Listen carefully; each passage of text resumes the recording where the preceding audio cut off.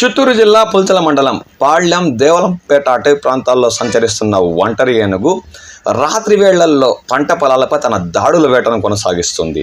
దీంతో రైతులను ముప్పతిప్పలు పెట్టడమే కాక వారికి తీరని కష్ట నష్టాలు పాల్చేస్తుంది.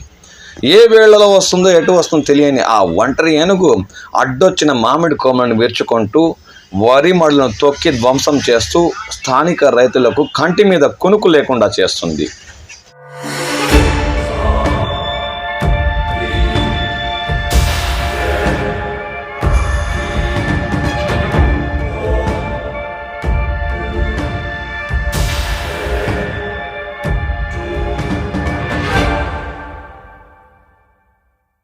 చిత్తూరు జిల్లా పుల్చల మండలంలోని పంట పొలాలపై ఒంటరి ఏనుగు తన దాడుల వేటను కొనసాగిస్తుంది.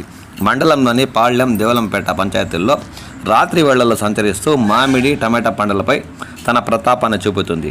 తూర్పు విభాగం అటవీ ప్రాంతంలో తిష్టవేసిన ఈ ఒంటరి ఏనుగు గత రాత్రి అయితే కుమ్మరిపల్లి సమీపంలో చేరుకుని రైతు గోవిందకి చెందిన మామిడి చెట్లను విరిచేసింది. పశుగ్రాసాన్ని చెల్లా చెదురు చేసి అనంతరం అక్కడి నుండి పాళ్యం సమీపం చేరుకుని మాజీ జెడ్పీటీసీ మురళీధర్ వేసిన టమాటా పంటను డ్రిప్ పైపులను తొక్కి ధ్వంసం చేసింది.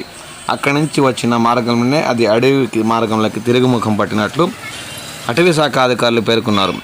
ఒంటరి ఏనుగు దాడుల ధ్వంసమైన పంటలను అటవీ శాఖ అధికారులు పరిశీలించారు. ఒంటరి ఏనుగును దూర ప్రాంతాలకు తరిమేసేందుకు తమ ప్రయత్నాలు కొనసాగిస్తున్నట్లు వారు పేర్కొన్నారు.